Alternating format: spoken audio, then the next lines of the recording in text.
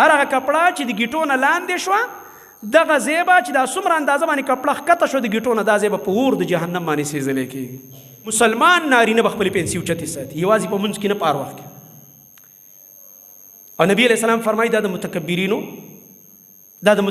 نښه ده، دا د خیلاو والاو نښه ده. من جر ثوبه خیلا، بعضې خلک وایي نبي علیه السلام خیلا ویلی دی تکبر والا، زموږ له کې خو تکبر نشته. ورته یې چې دا ښکته دې کړي دقې ته تکبر نبي علیه السلام ویلی دی که نور څه وی ته ځان دا چې ته حدیث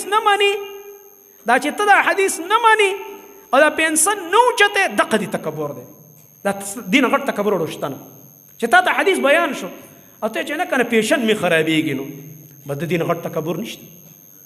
تکبر خو دقې ته وایي که نه چې حق خبره نه منې حدیث نه منې. یو دا چې انسان پنسي ښکته شوی دی پې پوهېږي نه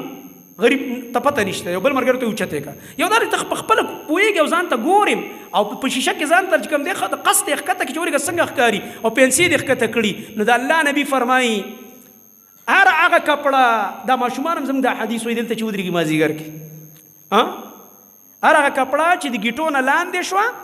دغه ځای به چې دا څومره اندازه باندې کپړه ښکته شوه د ګیټو نه دا ځای به په اور د جهنم باندې سېځلی کېږي د جهنم په اور. دا د متکبرینو نښه ده. دې وجې نه یو مولوي صاحب بیان کوو ډېر عجیبه خبره یې وکړله وایي اور خو اور دی بیا د جهنم که سړی وي چې مړه خو صرف په خپو باندې عذاب دی نو نعوذ بالله الله دې موږ د جهنم د لوګي نه مو ساتي. دا دعا کوئ وایي که د اوړي موسمي او ستا باقي ټول بدن دننه ایسي ته پروت وي خو د دې کمرې نه بار صرف یو کړکۍ وي او دا خپې دي صرف 2 بار کړي او نور څه نه اور پر چا نه نیولی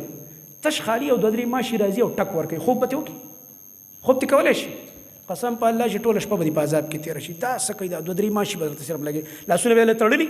خوځېږي به نه خپې به هم له تړلي صرف به 2-3 ماشي راځي او تاله به خالي سات په سات یو ټک درکوي ټینګېږي ورته زه خو ته نشم ټینګېدلی او تاسو نه خبر نه یم مونږ خو د ماشي ټک ته نشو ټینګېدلی خوب نه مونږ باسي.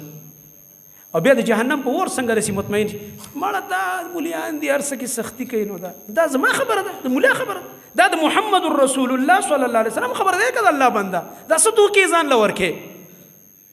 ځان له دوکې مه ورکوه